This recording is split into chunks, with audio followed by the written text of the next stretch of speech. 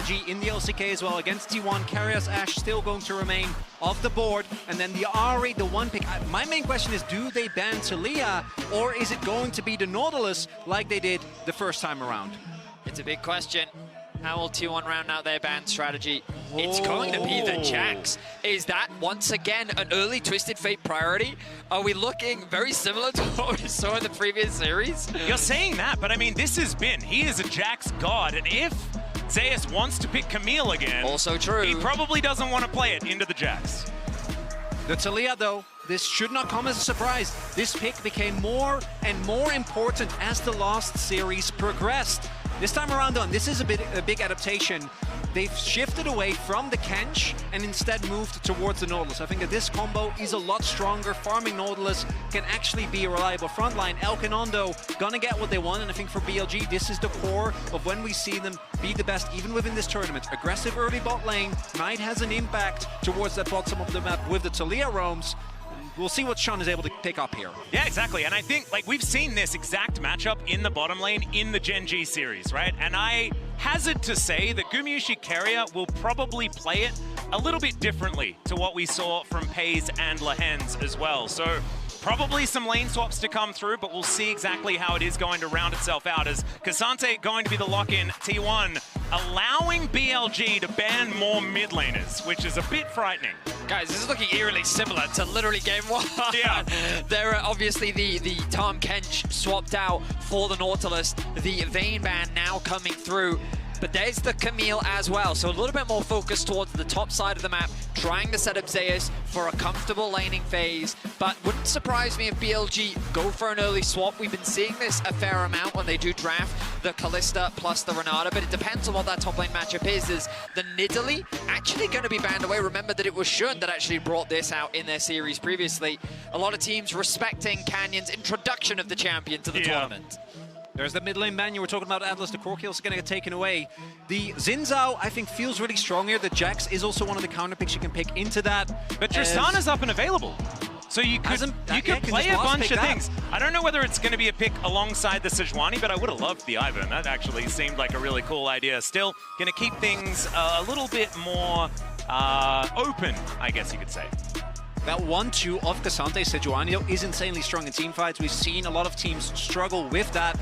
Also provides even more follow-up. The risk that T1 does run, and this is going to be very reliant on the mid lane pick, is lacking damage in mid-game. Like, once your early game base damages start falling off, you're going to need a lot of damage coming through from Faker here. I'm wondering if it's Tristana for T1 or what they're really cooking, because, I mean, in terms of the mid pool that we've seen from Faker at this tournament, he has the Aurelion Soul available. He has the, well, the Corki's been banned away. He showed Veigar, Aurelion Soul, and Kali.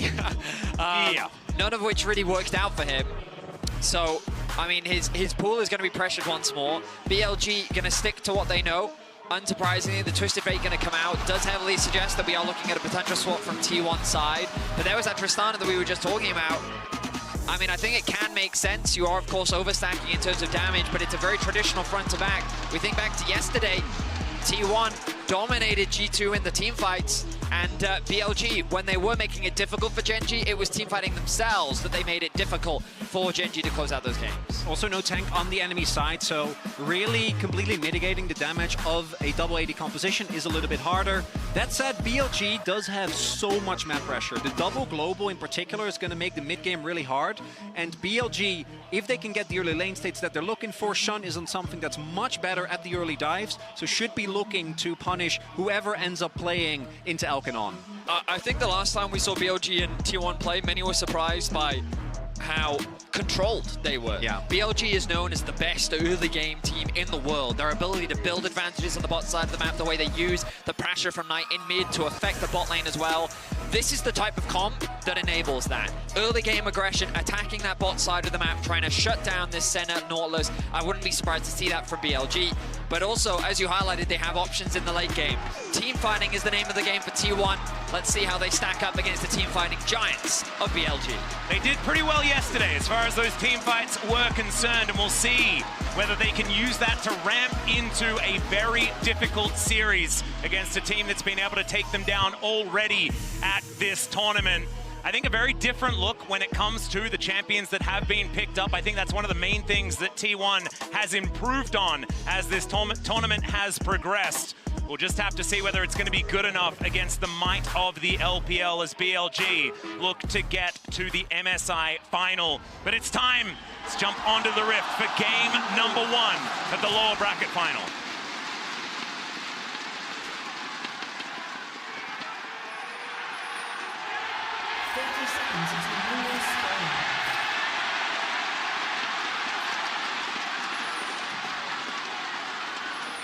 I tell you what, gentlemen, Chengdu is full.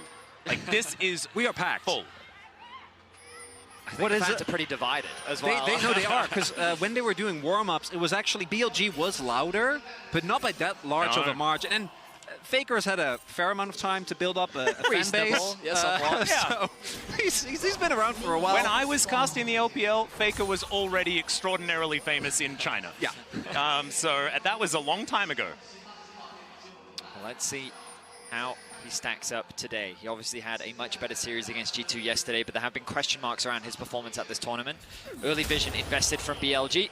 They used their bot lane to get that information, and oh, hang on a minute. Yeah, this is very cute, but Gumayusi is going to be here. Ona turning up as well. Faker with that first roam over. Elk in trouble. Rocket jump comes down, still gets the damage after the flash, and Elk is no longer. First blood goes to Faker, and that answers your question, Betty. Tristana getting an early kill, absolutely huge. We've seen how hard this pick can snowball, and one of the best strategies against T1 is put Faker behind. Now, starting level 1, he's already ahead. I mean, you have to question this invade from BLG. I guess they assumed that Ona was not starting on the bot side of the map, but it felt like that T1 was suspicious from that play from the start. They saw the ward drop, they were cautious about Alkanon invading on that side because Faker was already hovering, he was already in a position to collapse. He held off on taking any ability, he eventually commits to the W, and he secures first blood for T1.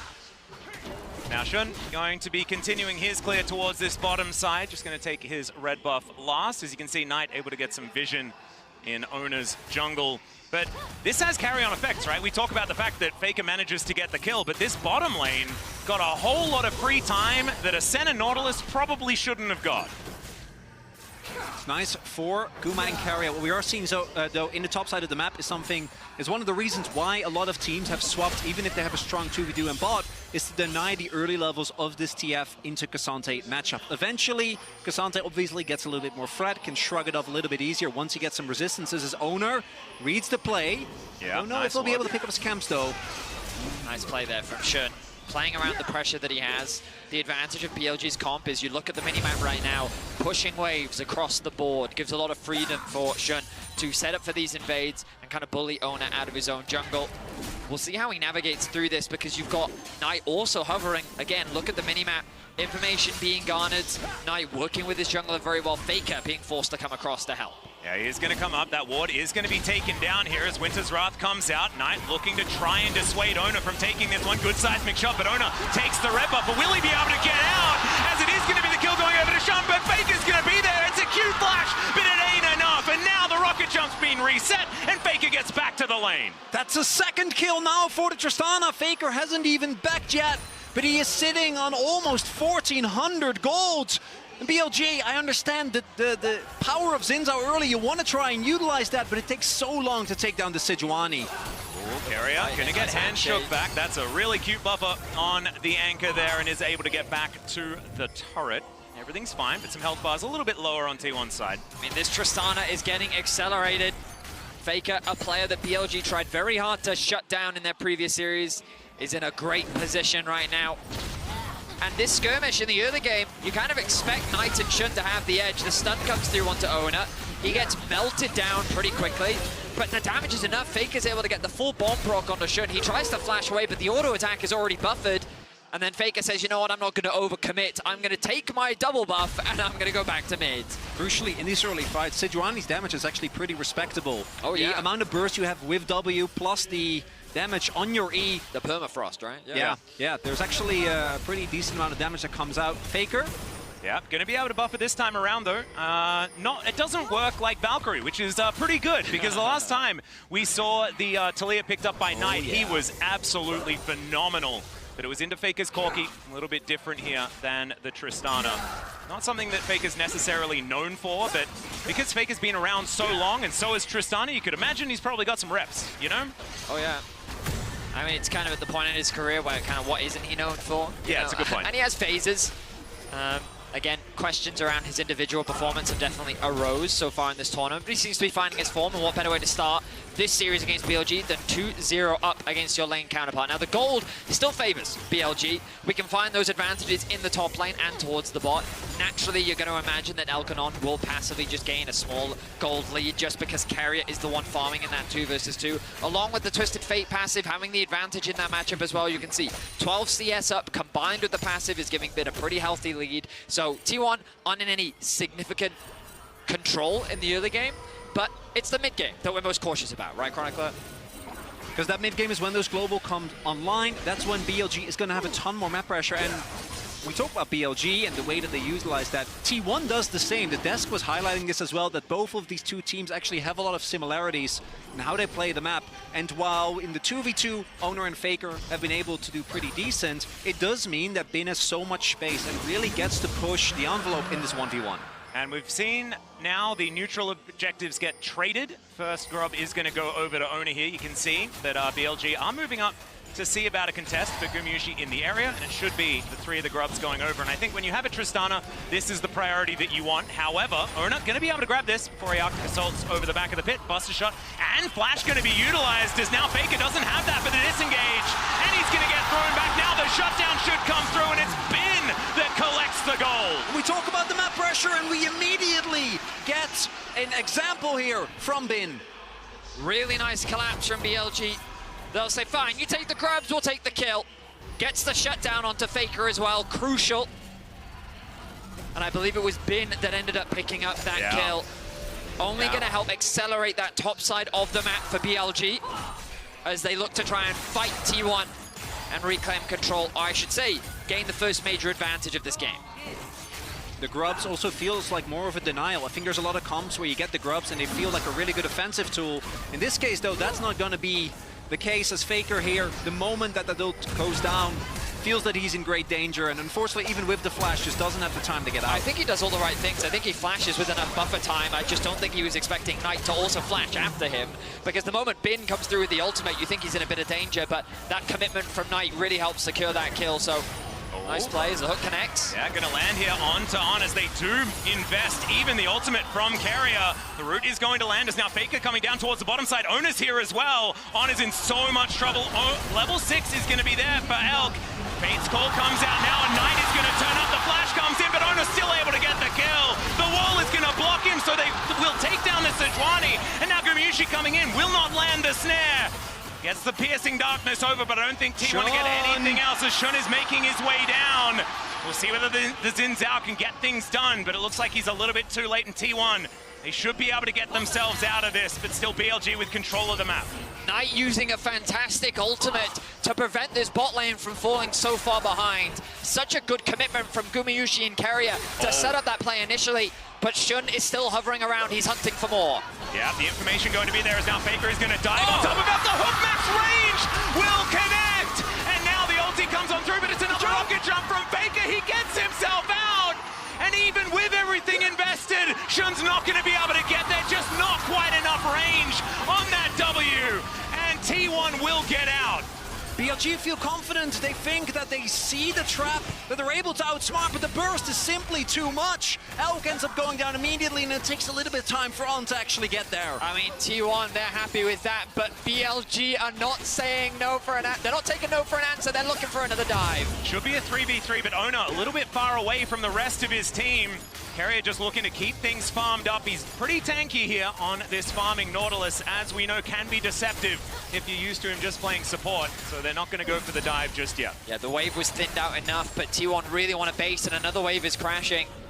BLG, though, they say, you know what, that's enough. Elk, as he resets back out onto the map, goes to mid, catches that wave, so BLG looking to not waste any farm. Nice knockback. Yeah, seismic shot. The handshake's going to be there as well as now Carrier in trouble and will be taken down. Knight secures the kill underneath the turret, and Gumayusi just had to watch. A full sense of security there for Carrier. Feels like he's tanky enough. sees Knight, sees on, but still gets caught by that seismic shove. Really nice pick that also, again, puts BLG in a gold lead. I feel like Faker's had double buffs this whole game, and now he's going to jump on top of Elk. 50% of his health bar has now been taken down. That's true. Is he jungle? Is he the jungler? Really? Yeah. I mean, the double buff is giving him a nice lead. In terms of farm, he's a little bit behind that of Knight, but his impact on the map is definitely being felt. We know that Bengi was always described as Faker's right hand, and now maybe Owner is really trying to take that to the next level. Well, it's a dive mid. He has cleanse. Yeah, there is the ulti. Immediate cleanse does come on through, but I think there's just going to be too much damage. Explosive charge will be able to get it done. As Gumushi comes down, Knight is looking for Owner, but I think that the Sejuani's going to be able to make it out. Will Zeus be as lucky, though, as the stun card comes through? The all-out to try and get him out is now the Dawning Shadow as they're looking to turn it. Faker, he has the rocket jump to get over the wall and the buster shot to create that distance. The ultimate comes on through. The block is fantastic as now Destiny gets the turnaround. Faker's lying on the ground and Bin's just laughing. It's the jump from Faker getting interrupted. Oh, seismic shot going to be avoided, but it does not matter. Knight is now on the board in the skirmish, and BLG looking fantastic in the top lane. T1 thought they saw a moment of weakness, but BLG outfight them in the skirmish. I love game one already. A back and forth brawl between two incredible teams. T1 with some early game aggression that, based on their composition, you would not expect. This is more of a scaling, front-to-back teamfight composition. They want to avoid these early skirmishes, but after finding a successful dive in mid, it was Bin that was finding a nice trade in the top lane. Shun is hovering around, and they're ready to set up a kill onto Zeus. He pops the ghost immediately, and then the collapse is coming through. The all-out has to be committed by Zeus to get closer to his team, and the idea here from Faker is brilliant. Knocks Bin back to set up for the bait, but look at this third hit from Shun. Yeah. Beautifully timed, interrupts the jump from Faker, no reset for him, and then the chase comes down. The combination of the knockup and Shun's ultimate splitting up that fight, not allowing the rest of T1 to get on top of Bin. BLG, really big win there. Knight, even without with his ultimate in mid, not hitting, doesn't matter, immediately teleports towards the top half of the map. And I love that we came into this talking about the mid laners. Right now, both 5 out of the 6 for BLG, 5 out of the 5 for T1 have involved those two players. Faker's impact is definitely being felt, but Knight, the fact that he's been matching this aggression as well, utilizing his TP to try and control Faker where he can. This is where Faker currently has an advantage, but you look at the level difference, Knight pretty much a full level up thanks to the farm advantage that he's gained. And this is the crazy thing about this series, is it's really bringing us back to the first time we saw these two teams, and the fact that Talia just looks so incredibly broken in the hands of both of these players, but right now it's only the example of Knight, who's just looking phenomenal on this pick. BLG really off to a great start, but the gold doesn't really tell the true story here of what it feels like in this game with the advantage that they picked up. That's Still a lot of opportunities ultimate here for T1 as Carrier underneath this turret by himself and should be able to just pick up all of this farm. Oh, there was a lot of levels to that. Because of the double TP, I think T1 was setting up a bait where Carrier just hooks in, pretends that they don't know about the ward, that they don't know about the imminent dive. But BLG, they suss it out. Don't over-invest into diving when those summoners are up, and nothing comes of it. I mean, it's important to recognize that while the gold lead is in favor, I have to say, Possibly a bit of an engagement here. They just want the fate's call as they're going to hold on to it. You can see that Elk, he had his finger on the R button, but didn't need to use it here, so T1 not going to be able to collect that cooldown that they were looking for. it definitely felt like they were fishing for some summoner spells there. T1 not fully committing to the play, but also maybe opening up an opportunity for the Herald. But now that's gone. BLG held their nerve, and now it's Shun on the aggression. Yeah, a bit of a face check there as now Gumushi might pay the price for it. He's going to have to walk over. You can see Faker's just backing. He wants to get out of there, but he's going to cancel it as now the threaded volley comes in immediately. There's the buster shot, and now Gumushi has to flash. Hostile takeover, not going to land onto anyone, but On is still going to be there as he dives forward. They're so incredibly low. Both of the AD carries go down, and Shun gets a double underneath the turret, but now it could be T1's time as the all-out comes in, and Zeus is going to do the same thing. Collects a couple, and now Ben tries to answer it as the rest of BLG collapse. And Carrier, can he turn it around the flash forward? He locks it up, and now Ona is there. They're going to be able to get the triple kill for the Nautilus. It's a brawl in the top lane as T1 finds an ace. An incredible exchange. but BLG falls short at the end of the fight. Screw lane swaps! Give me all games of this! Yes, this is what we need. And this is because I feel like Nautilus it leaves a bad taste in the mouth of a lot of T1 fans. But Carrier just carried that fight. Oh man, just amazing. We used to say in the LCK, imagine if he had a real support. Well, he does in this game, as now Faker able to get himself out of the way of Shun this time around. He's been involved in 8 of T1's 10 kills, 3, 1, and 5.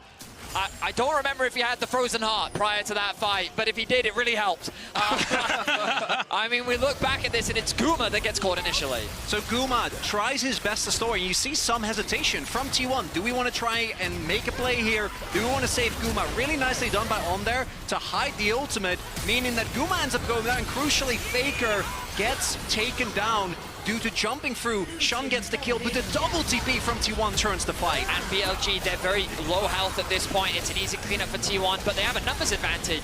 So they think as long as Bin can buy enough time, and he's able to do that. The shield comes through from On. He's able to get that initial kill, but then Carrier actually kills On the backside. But this flash from Carrier, the root into hook, and then the center ultimate is really the icing on the cake that brings the whole fight together.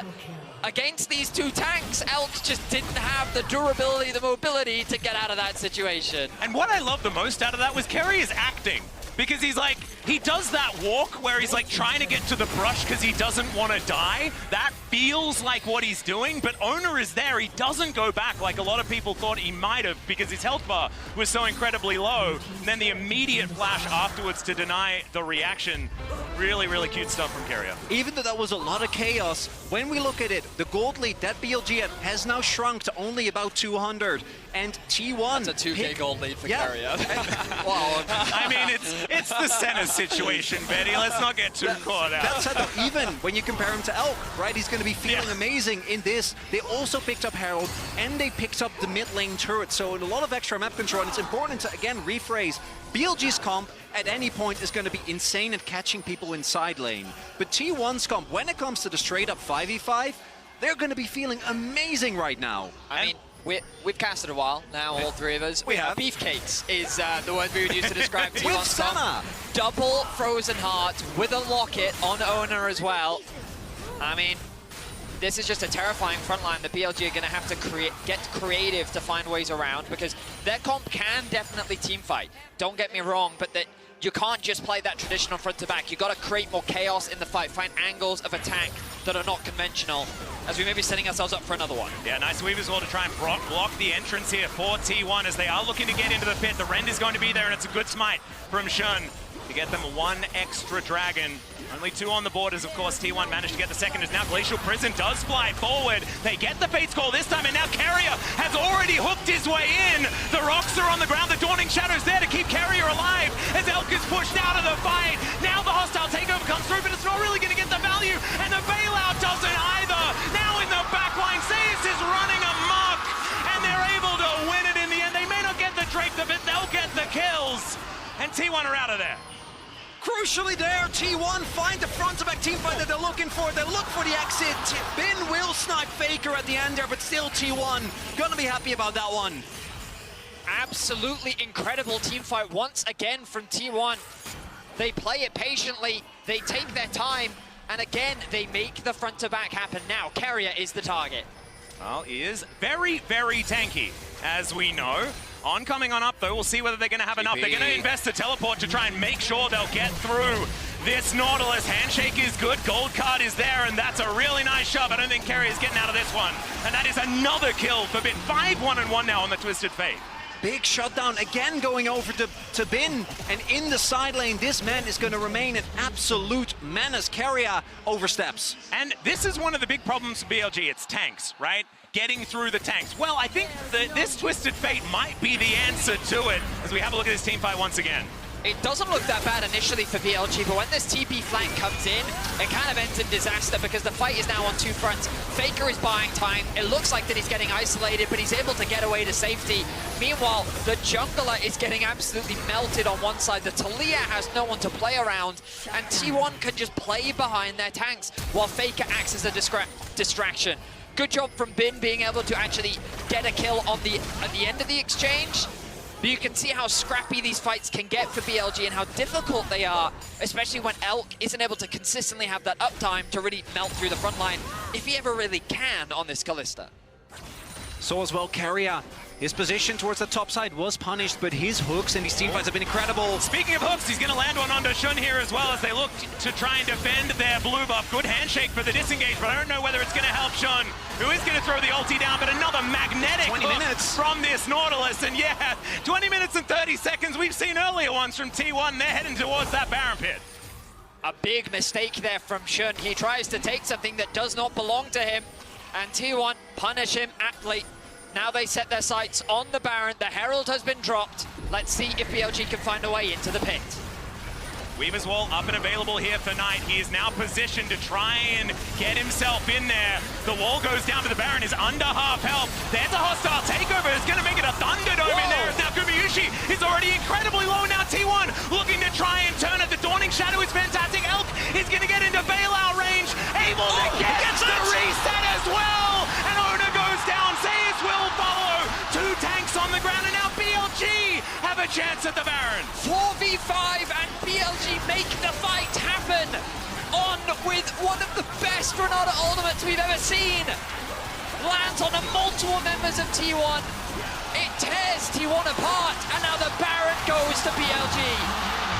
Just when it looked like T1 had found their moment, this happened. The most... Look, he puts him in his place and then forces him to fight his teammates. Crucially here, because of the damage Bin has done, Owner, Zeus and Carrier go in, but there's no damage. Faker is still on the Baron. Guma is way too low, so they don't burst down Elk. And the moment that he gets the hop, that they can isolate an individual target, BLG strike. I mean, I talked about On's ultimate, but a lot of credit needs to be given to Knight as well. That wall positioning, the combo happened because of them working together. And then Bin isolates the carries. As you mentioned, Chronicler, the fight from T1 ends up divided. Similar to how BLG lost the previous fight. If the front to back isn't working together, then the comp from T1 falls apart. So, point available for BLG here if they get it. Want to get this mid lane turret. See whether they can, as these Baroned up minions at 22 minutes are quite difficult for T1 to deal with.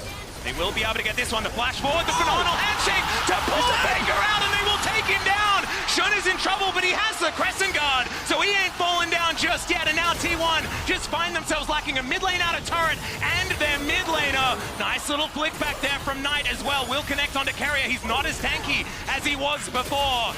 And T1 really on the ropes now. I've heard of a firm handshake, but On, what the hell was that? Catching Faker out of mid-air to set him up for your team to find the kill. The tower's gonna drop as well. The Dragon is open for the taking. BLG now in full control of game 1. Yesterday against Gen.G, even when the chips were down, BLG were showcasing how good they were at team fighting.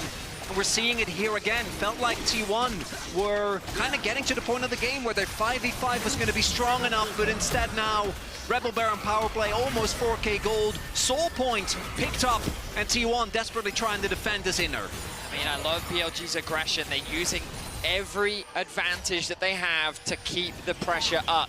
Carrier in mid, has the TP. All 5 members stacked from BLG. Here comes the ultis. Yeah, hostile takeover comes in. They just want to get Zeus out of the fight, but he is able to move far enough back, because now the wall is going to be deconstructed still. This inner turret's going to fall down, and BLG got exactly what they wanted. 5 turrets now, as before that Baron, it was 2 to 3 on that count, and 4.5k on the Rebel Baron power play. Just excellent zone control from BLG. They force T1 away from the objective, and they secure it with ease. We look back at this play, the flash handshake out of midair yanks him right back into BLG's clutches. We knew that On's Renata was good, but damn, is it great to see in action. Crucially, because T1 has continuously grouping up, trying to fight these 5v5s, you've seen they've dropped a lot of waves. CS numbers across the board, they are pretty far behind. In experience, they're starting to fall further and further behind as well. Meaning that right now, they just need to desperately try and hang on, get to the point where these leads don't mean as much, but I don't think BLG is really going to give them the time. They have a couple of moments of respite as about 2.5 minutes away from the Baron and the next Drake, but that's going to be, both of those are going to be must-win fights for T1. And it just makes you feel like the previous BLG versus T1 series. The stranglehold that BLG is capable of after getting a lead like this, something that T1 haven't been able to get past throughout this couple of series that we've seen from them. Still, obviously, scaling from center and things like that, absolutely fantastic. They have tools, but can they make them work is the question. Owner and Faker off on a flank angle, spotted by Bin here. As now, maybe T1 thinking they've found an angle, but Shun, deceptively tanky, still has the ultimate. And engaging onto a Xin Zhao, when has that been a good idea? I can't remember. BLG fighting for what is theirs, which is this top side of the map. Oh, max range hook onto Elk, but the follow-up, it's not there. That is going to be the unstoppable utilized by Zeus, though eats some cooldowns. He will be able to survive for now as another wall comes in just to get another inner turret.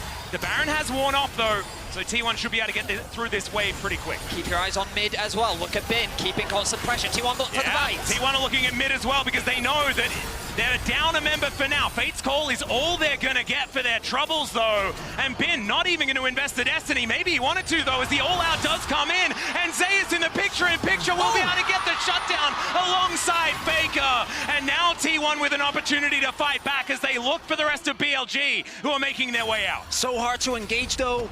T1 not actually going to be able to bridge the gap, trying to funnel into these chokes against Aaliyah, against the Renata. They just don't really have an angle. Still a big win. T1 gets some gold back. Faker picks up a big kill, but still the damage done to the map here by BLG is huge. Gentlemen, 29 kills in 26 minutes. This is the game one that we wanted. We look back at this play as Bin has his eyes set on the split push. It's a good idea. He knows he has a 2-level advantage over Zeus, but he stacks up the Intofos, gets the knockback, uses the all-out, and while BLG is disengaging on the top side, it's Faker who finds the flank to help get the kill with his top laner. It buys them time, it buys them space, gives them a bit of control back on their side of the map, helps them secure maybe an extra item or two. You can see the Tristana now recalling, all ahead of the important Baron that's spawned in 20 seconds time. Yeah, this is absolutely massive. I do need to apologize for commentating that like it was a solo kill, but I'm glad in the replay we discovered that it kind of was. As Faker does get the last hit, I think giving the money to the Tristana, absolutely the right call, especially when it means he's able to complete that Bloodthirst that you can see in his inventory right now. But speaking of inventories, Knight is starting to put pages in the book, that is. 6 stacks on the match. This man is feeling confident. And he should. His zone control has been so pivotal for BLG, and we're starting to see as well that in a lot of these fights, even though we keep talking about T1's great front to back, trying to do that into Renata and Talia is actually quite hard. There is so much zone control there, and the engages from Carrier have got to be great, but it's always On and Shun stepping forward, and On can be pulled back by the Fate's Call, and Shun, he's a Xin Zhao. Now it's the fight for the mid wave.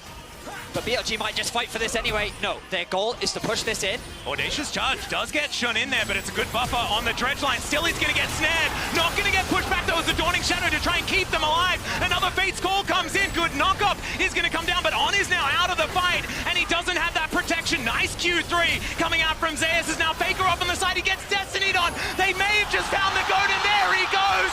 Elk locks down the kill, and now T1 are scattering to the wind. That's the pick that BLG may have needed to secure at least this soul, but maybe even Baron. The ebb and flow from BLG, the beautiful Shun kites back, draws the attention, and meanwhile on the flank, Bin finds Faker again. The fight's not over just yet, though. T1, 4 members still alive, want to fight their way into this dragon. Well, the dragon is going to be secured, and now Knight on that flank angle. That's not the hostile takeover that they were looking for, as now Zeus will be executed, and BLG, like a freight train, are mowing down T1. The gold card in hand is Gumayushi trying to slink his way out. He will do so, but the map belongs to BLG. T1 quite literally gets stuck between a rock and a hard place, and BLG wipe them out once again with the soul secured and the base in their eyes. BLG is confident to try and take game one. And try to end here. Still 20 seconds on the front line. Only Owner stands, but I don't think he's tanky enough. I don't think so either. They're going to try a last desperate play, but it's another shove. Don't let this man have Talia. Knight is just too good on this pick. Another one comes in, and the Nexus will now go down. T1 on the floor and BLG on the board. On might just be the best Renata in the world. I mean, him in conjunction with Knight, their plays throughout this game were incredible. Absolutely incredible. A joy to watch.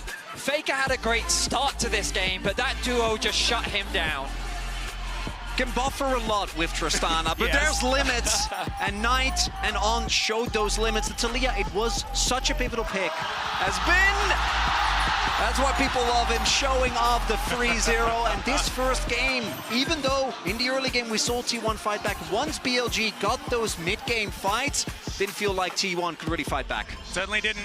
But ladies and gentlemen, don't forget to log in to lolesports.com using your Riot ID to earn exclusive MSI 2024 drops. And now it's time to head over to the analyst desk to break that one down and give us a break. My God.